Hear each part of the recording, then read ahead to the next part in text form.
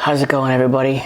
Maurice here from noblecopytips.com, and today we're going to be talking about the Scream franchise.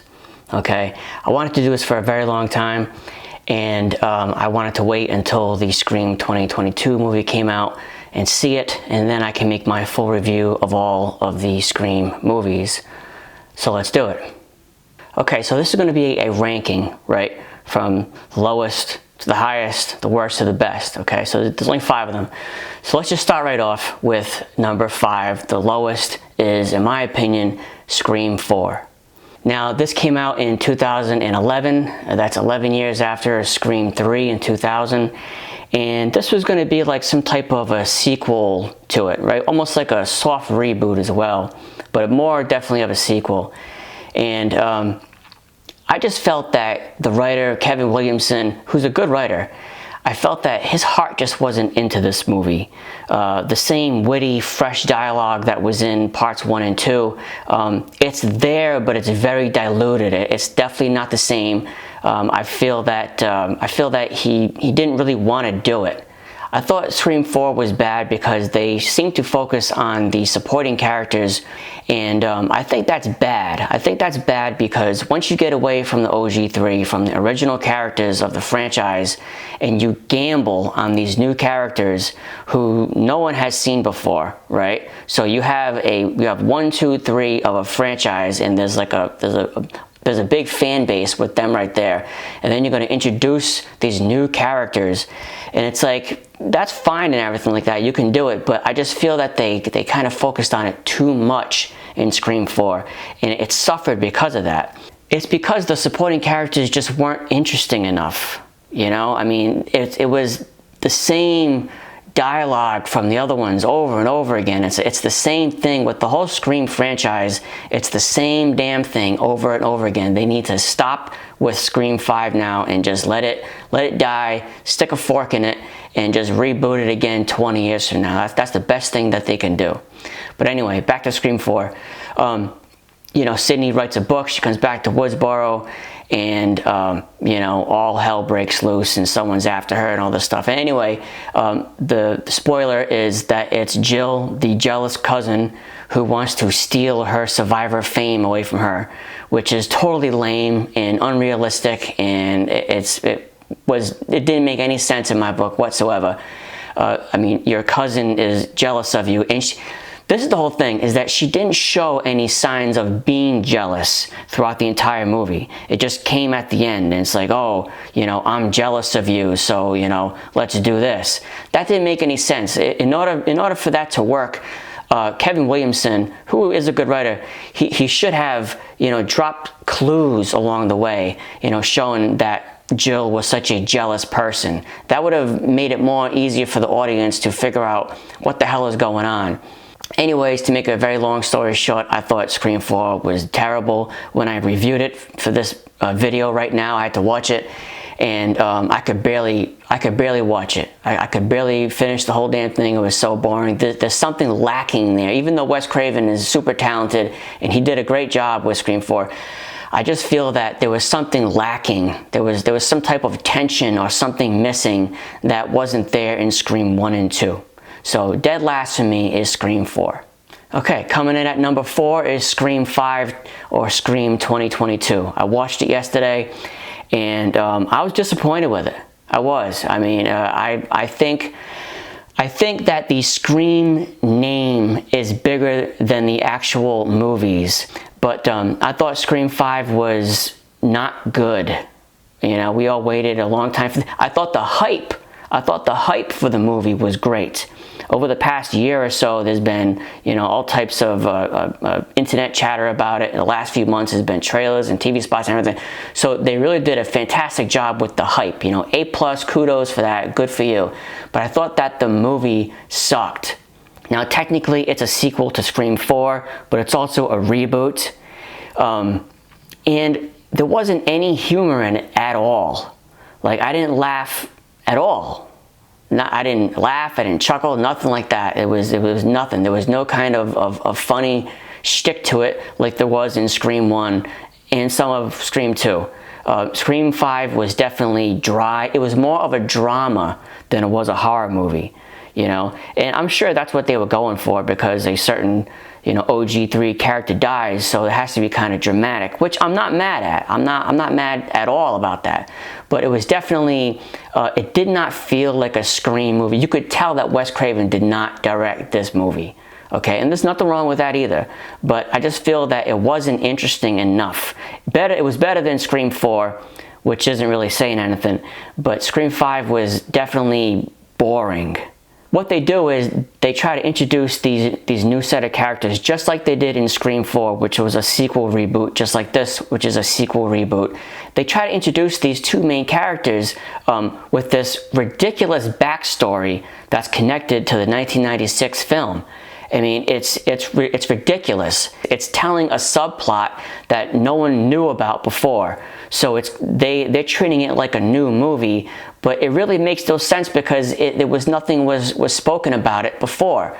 So it's connecting to the first one for no apparent reason other than fan service, other than getting the audience to say, oh wow, look it does connect to Scream 1, so that must mean it's special, which is lame. That is a lame thing to do for the filmmakers. The OG3 takes a backseat to these new characters, which I said before is very, very bad. Sidney doesn't even come into the movie till like halfway. Gale's there and Dewey's there. They definitely take a backseat to these new boring characters, which I guess the filmmakers wanted to do because they want to carry on. But I mean, at the same time, it's like you're kind of skimping out on the original characters. I mean, that's who your fan base wants to see, you know. And I don't even buy the whole toxic fandom theme throughout the movie. Scream 5 is about mental illness. That's what Scream 5 is about. It's about mental illness. It's about embracing and encouraging mental illness to the point of murder. And that's the final message at the very end of Scream 5. And if you've seen it, you know what I'm talking about. So coming in at number 4 is Scream 2022. Okay, so coming in at number 3 is Scream 3. Now, this was released in 2000. I give them kudos for taking it to the Hollywood setting. I thought that was pretty interesting. But with Scream 3, they really jumped the shark. Okay, if this movie was almost like supernatural in a way. Okay, the voice thing that Ghostface uses, and it's like able to like do other voices of the characters. Like, how is that even possible? Like, I mean, is that even like a real thing? I don't think that's even possible. So right off the bat, it was kind of unbelievable, you know? So they're using someone else's voice, so now you really don't know who the killer is. Who is Ghostface? It could be her, it could be him. You know, well, that's the voice. That's lame. That is a lame way to throw the audience off. I didn't like that at all. The supporting characters were super thin. Okay, I mean, like they were just cardboard cutouts, man. You can just like you just like replace one for another. They meant nothing whatsoever. Okay, and Sidney is barely even in the movie. She takes a backseat to Gale and Dewey. They are the stars of Scream 3 without a doubt. David Arquette, Dewey, is the star of Scream 3, and that's not good. That's not good. You have to ask yourself, why is Sidney barely even in the movie? And she's barely in the movie because her character arc ended in Scream 1. And something else that I really didn't like about Scream 3 was how they used this fake out, okay, to throw the audience off of who the real killer is. That's not cool. It's not cool because it fools the audience. It doesn't fool the character, it fools the audience.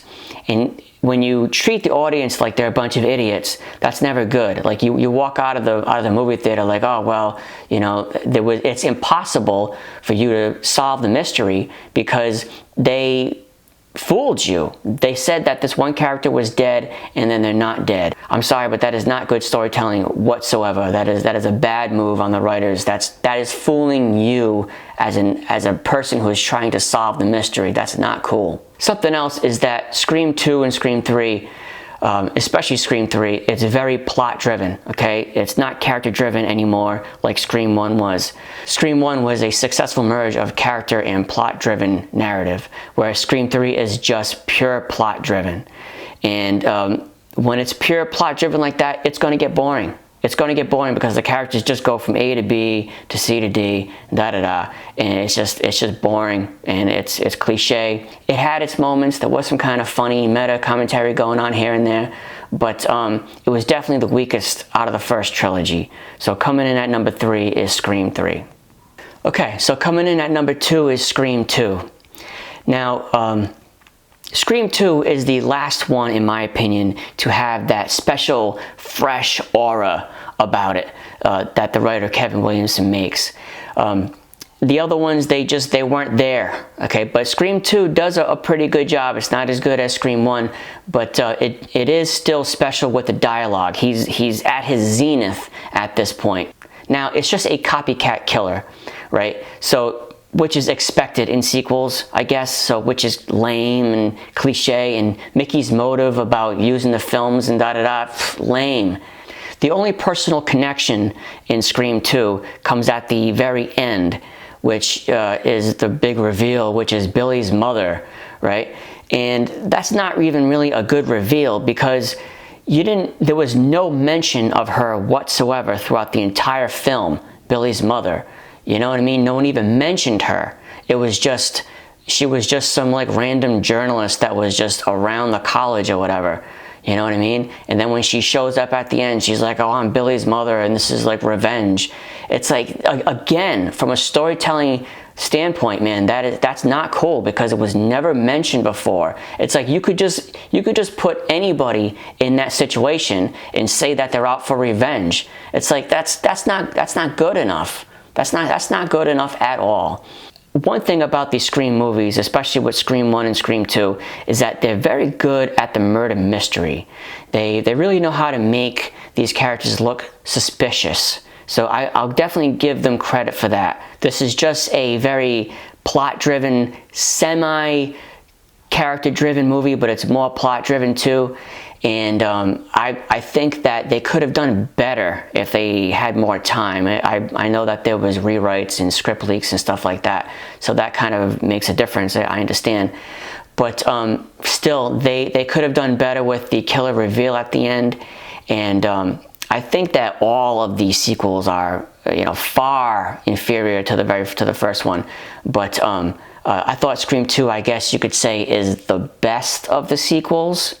But I thought the killer reveal was bad, so yeah. So coming in at number 2 is Scream 2. Coming in at number 1 is Scream 1, obviously. I'm sure everybody knows Scream 1, front to back, inside out, so I'm not really going to go that too much into the depth of it. Usually the very first movie of a series is always the best one, and why is that? Well, it's because the writer spent enough time developing the character in the plot-driven narrative, the dangers of sexual promiscuity.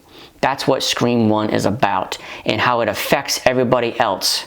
I'm talking about the infidelity of Sydney's mother and how that led to Billy killing her and then killing a whole bunch of other people. Now, I don't have to go too much into it. Like I said, the opening scene is legendary, of course, with Drew Barrymore. I think that the whole film is perfect, and it definitely revitalized the horror genre back in the mid-90s. And it spawned a franchise, which is good. Even though the sequels are far inferior, I think that it's more of a good thing than a bad thing. But Scream 1 is really in a class of its own. Okay, it's in a class of its own. It's up there with like Friday the 13th and Nightmare on Elm Street. Okay, it will be in the catalog of horror movies forever because it's just that special, and it's all because of this first Scream, not the sequels at all. Okay, of course, it's the meta commentary. Yes, that is very, very important. But I think that the whodunit mystery behind Scream 1 is perfect.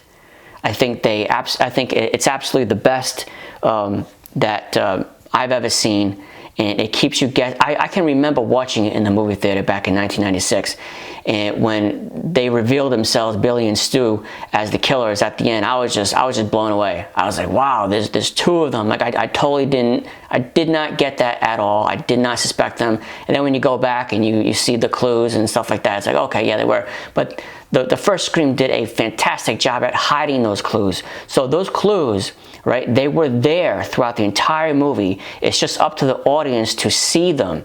And that's what Scream 1 was excellent at. They were excellent at writing a mystery, okay? And the payoff was great with the 2 killers. So Everything was great. If I have to say one bad thing about Scream 1, is that it's the same bad thing that's in Scream 3, okay? Is that they faked Billy's death. With the faking of Billy's death, just like in Scream 3, that's an insult to the audience, okay? Because what it does is, okay, we just saw Billy die, so that means he's not the killer, okay? So it removes our suspicion of that character, so it must be someone else, right? And then all of a sudden he reappears, and guess what? He is the killer. That's not cool. That is not cool. Everything that they did up until that point was like, okay, great. But when they fake Billy's death, that's an insult to the audience, okay? Because it doesn't allow the audience to solve the mystery. That's my only gripe with the first Scream. Okay, everything else other than that is absolutely perfect. Okay, well, there's my review of the Scream franchise. Let me know what you think in the comments below. And I'll see you with more movie reviews in the future. Take care.